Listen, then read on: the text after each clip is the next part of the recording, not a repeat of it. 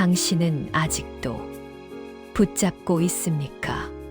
자식의 손을, 통장의 숫자를, 돌아오지 않을 과거를, 이루어지지 않을 기대를. 손에 쥔 것들이 많을수록 마음은 무겁습니다.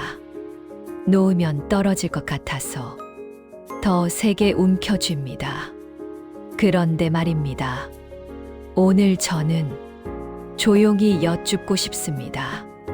그렇게 꽉 쥔 손 안에 정말 무언가 남아 있습니까? 부처님께서 말씀하셨습니다. 세상 모든 것은 흐르고 머무르는 것은 아무것도 없다. 오늘 이 시간 우리는 함께 들여다볼 것입니다. 자식도, 돈도 결국은 내 것이 아니었다는 그 진실을, 그리고 그 진실이 어떻게 우리를 자유롭게 하는지. 자, 이제 시작합니다. 차 한 잔 놓고 편안히 앉으십시오. 서두르지 않아도 됩니다. 1장 왜 우리는 자식에게 인생을 걸게 되었는가? 첫 번째 이야기. 우리는 자식에게 인생을 걸었습니다. 아니, 건 것이 아니라 인생 자체를 주었습니다. 당신이 20살 즈음 세상은 가난했습니다. 밥 한 끼가 귀했고 학교에 가는 것도 사치였습니다. 그래서 당신은 배우지 못했습니다. 일찍 일터로 나가 손에 굳은 살이 박히도록 일했습니다. 왜요? 자식은 나처럼 살면 안 된다고 생각했으니까요. 그렇게 평생을 자식 학비를 위해, 자식 결혼을 위해, 자식의 집을 위해 당신의 시간을 바쳤습니다. 등록금 고지서를 보며 밤늦게 한숨 쉬었던 날들. 이 아이가 잘 되면 내 인생도 헛되지 않겠지. 그렇게 생각했습니다. 그런데 말입니다. 어느 날부터 자식의 전화가 줄어듭니다. 명절에도 바쁘다는 핑계로 얼굴 보기 어렵습니다. 손주를 보고 싶다고 말하면 요즘 애들 키우기 바빠요 라는 짧은 대답만 돌아옵니다. 그때 가슴 한켠이 무너집니다. 내가 뭘 잘못했나? 더 잘해줄 걸. 왜 날 외면하는 걸까? 밤마다 그 질문이 당신을 괴롭힙니다. 그런데 여기서 우리는 하나 깨달아야 합니다. 자식은 당신의 희생을 원한 적이 없습니다. 당신이 그렇게 살아온 이유는 자식 때문이 아니라 당신 안의 두려움 때문이었습니다. 내가 못 누린 것을 이 아이만큼은 누려야 한다. 그 마음은 사랑이기도 했지만 동시에 집착이기도 했습니다. 부모와 자식은 하나가 아닙니다. 같은 피를 나눴어도 서로 다른 인생을 삽니다. 자식은 당신의 연장이 아닙니다. 당신을 통해 왔지만 당신의 소유물이 아닙니다. 70평생 자식 뒷바라지 하신 어느 할머니께서 이런 말씀을 하셨습니다. 내가 그렇게 다 해줬는데 정작 늙으니 외롭더라고. 그때 깨달았어. 자식 인생은 자식 거였구나. 너무 늦게 깨달았습니다. 하지만 지금이라도 깨닫는 것이 평생 모르는 것보다는 낫습니다. 자식은 도와줄 수 있습니다. 하지만 대신 살아줄 수는 없습니다. 이것이 첫 번째 내려놓음입니다. 이장 돈과 재산, 그 무거운 짐. 두 번째 이야기, 돈 이야기입니다. 당신은 평생 모았습니다. 한 푼, 두 푼 아껴서 모았습니다. 언젠가 닥칠 아픈 날을 위해, 자식에게 짐이 되지 않기 위해 그렇게 통장에 숫자가 쌓였습니다. 그런데 이상합니다. 돈이 있어도 마음이 편하지 않습니다. 병원비 걱정, 요양원 비용 걱정, 장례비 걱정, 걱정은 끝이 없습니다. 이걸로 충분할까? 그 질문이 밤잠을 설치게 합니다. 어떤 분은 자식에게 재산을 나눠주지 못합니다. 내가 죽고 나면 줘야지. 지금 주면 날 함부로 대할 거야. 그런 두려움 때문에 평생 모은 돈을 쓰지도 못하고 꽁꽁 숨깁니다. 그러다 돌아가십니다.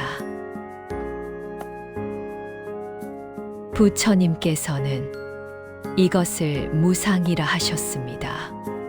영원한 것은 없다는 뜻입니다. 돈도, 집도, 땅도 모두 흘러갑니다. 당신이 떠날 때 단 한 푼도 가져갈 수 없습니다.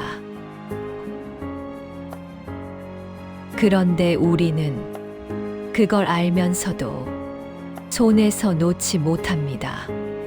왜일까요? 돈이 있으면 안전할 것 같았기 때문입니다. 돈이 나를 지켜줄 거라고 믿었기 때문입니다. 하지만 돈은 당신을 지켜주지 못합니다. 병은 돈으로 막을 수 없습니다. 외로움은 돈으로 채울 수 없습니다. 죽음은 돈으로 미룰 수 없습니다. 제가 아는 어느 할아버지는 80이 넘도록 재산 관리에 매달리셨습니다. 자식들과 재산 다툼으로 10년째 법정에 계셨습니다. 그분은 결국 돈은 지켰지만 가족은 잃으셨습니다. 임종 직전 병상에 혼자 누워 이렇게 말씀하셨다고 합니다. 내가 뭘 지키려고 했던 건지 이제는 모르겠다. 돈은 삶을 편하게 하는 도구입니다. 하지만 삶의 목적이 되어서는 안 됩니다. 돈을 모으기 위해 사는 것이 아니라 살기 위해 돈을 쓰는 것입니다. 지금 당신 통장에 얼마가 있든 그것은 충분합니다. 정말입니다. 오늘 먹을 밥이 있고 잠잘 곳이 있다면 그것으로 충분합니다. 부처님 말씀 중에 이런 구절이 있습니다. 만족할 줄 아는 사람은 가난해도 부자요. 만족할 줄 모르는 사람은 부자여도 가난하다. 돈에서 자유로워지십시오.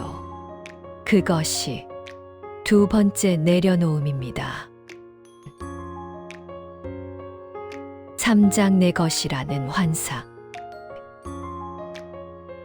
세 번째 이야기.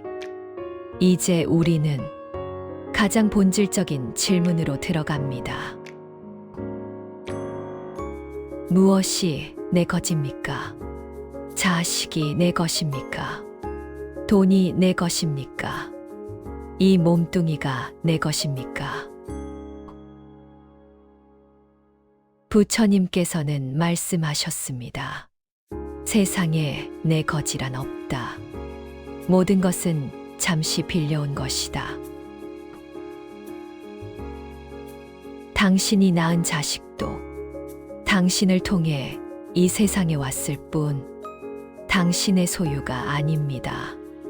당신이 평생 모은 재산도 당신이 잠시 관리할 뿐 당신과 함께 떠나지 않습니다. 심지어 당신의 몸도 영원히 당신 것이 아닙니다.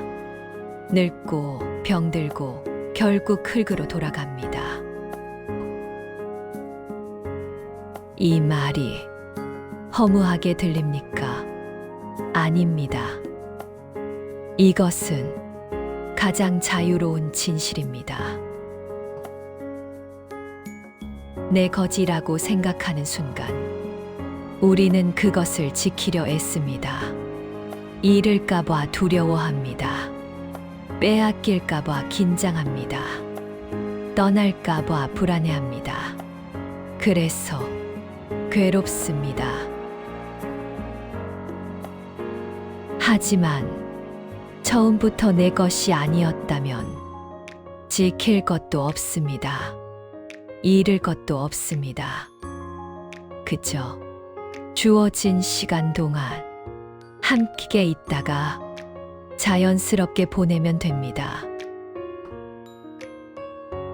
자식을 내 것으로 여기면 자식이 독립할 때 배신감을 느낍니다. 하지만 자식을 인연으로 여기면 자식의 선택을 존중할 수 있습니다. 돈을 내 것으로 여기면 돈이 줄어들 때마다 불안합니다. 하지만 돈을 흐르는 것으로 여기면 필요한 곳에 쓸 수 있습니다.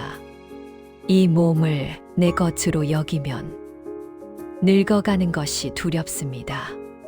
하지만 이 몸을 빌린 것으로 여기면 늙음도 자연스럽게 받아들일 수 있습니다. 옛날 어느 스님께서 제자에게 이런 말씀을 하셨습니다. 손을 펴보거라. 손바닥 위에 새 한 마리가 앉았다. 손을 움켜쥐면 새는 죽고 손을 펴면 새는 날아간다. 그러니 손을 펴거라. 날아가도 괜찮다. 그것이 새의 본성이니까. 당신이 평생 붙잡아온 것들, 이제 손을 펴도 괜찮습니다. 날아가는 것을 보며 아파하지 않아도 됩니다. 처음부터 머물기 위해 온 것들이 아니니까요. 내 것이라는 생각을 내려놓으십시오. 그것이 세 번째 내려놓음입니다. 사장 내려놓은 노년의 풍경. 네 번째 이야기. 이제 우리는 내려놓은 사람의 모습을 봅니다. 내려놓으면 어떻게 됩니까? 공허해질까요? 외로워질까요? 아닙니다. 오히려 처음으로 가벼워집니다. 말이 줄어듭니다. 자식에게 이래라 저래라 하지 않게 됩니다. 자식의 선택을 조용히 지켜봅니다. 잘 되면 축하하고 힘들어하면 위로합니다. 하지만 대신 살아주려 하지 않습니다. 그러면 신기한 일이 일어납니다.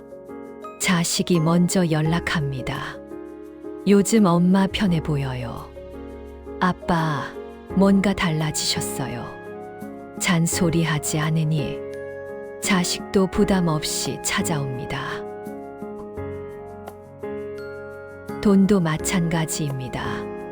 통장 잔고에 마음이 흔들리지 않게 됩니다.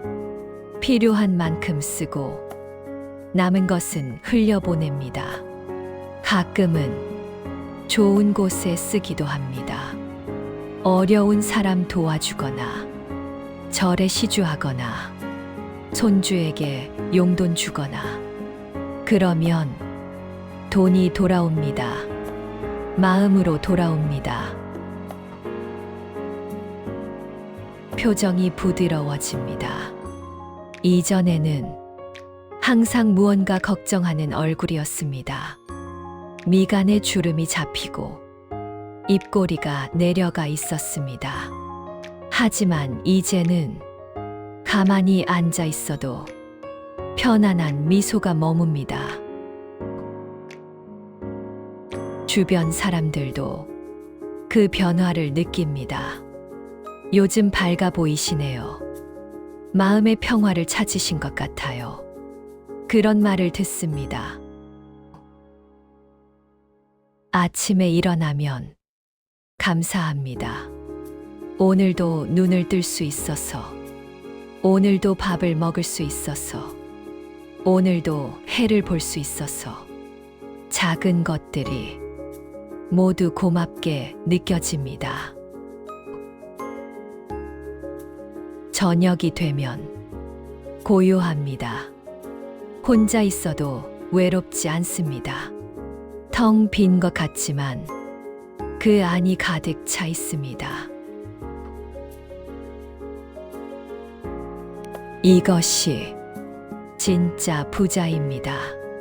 통장에 억 단위가 있어도 마음이 불안하면 가난한 것입니다.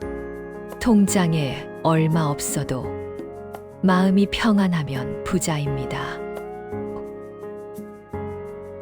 어느 스님께서 이런 말씀을 하셨습니다. 노년의 가장 큰 행복은 아무것도 하지 않아도 되는 것이다. 평생 무언가를 해야 했습니다. 돈을 벌어야 했고, 자식을 키워야 했고, 집안을 지켜야 했습니다. 쉬지 못했습니다. 하지만 이제는 해야 할 것이 없습니다. 아무것도 하지 않아도 당신은 충분히 가치 있습니다. 그저 존재하는 것만으로 당신은 소중합니다. 내려놓은 노년은 주변에 휘둘리지 않습니다. 자식이 오면 반갑고 오지 않아도 괜찮습니다. 돈이 늘면 다행이고 줄어도 담담합니다. 몸이 아프면 쉬고 나으면 또 살아갑니다.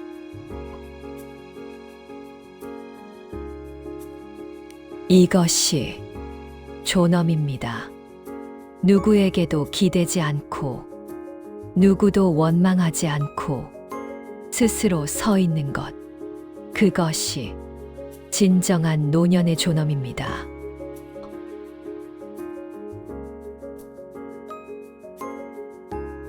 이제 마지막 시간입니다. 다시 처음으로 돌아가 질문을 던집니다. 당신은 지금 무엇을 붙잡고 있습니까? 혹시 돌아오지 않을 과거를 붙잡고 있진 않습니까?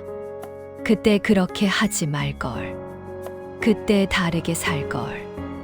후회 속에 오늘을 낭비하고 있진 않습니까?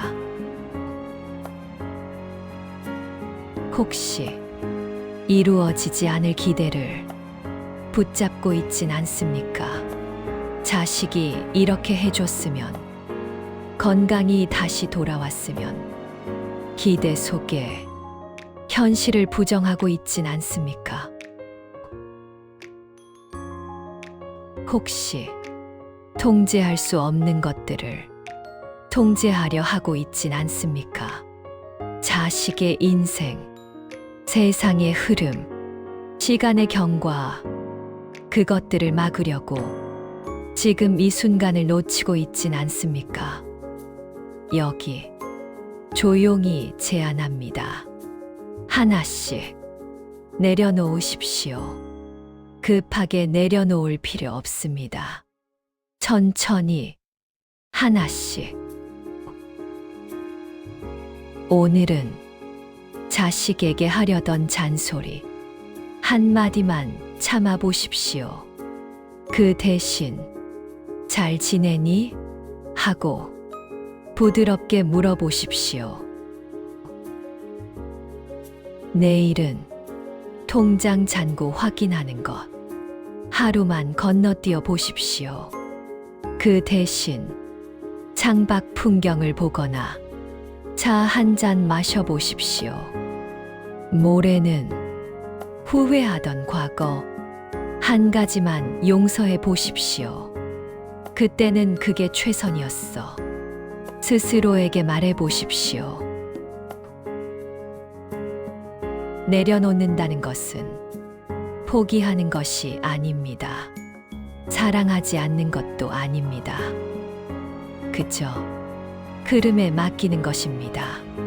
강물에 나무잎을 띄우듯 자연스럽게 흘러가도록 놓아주는 것입니다.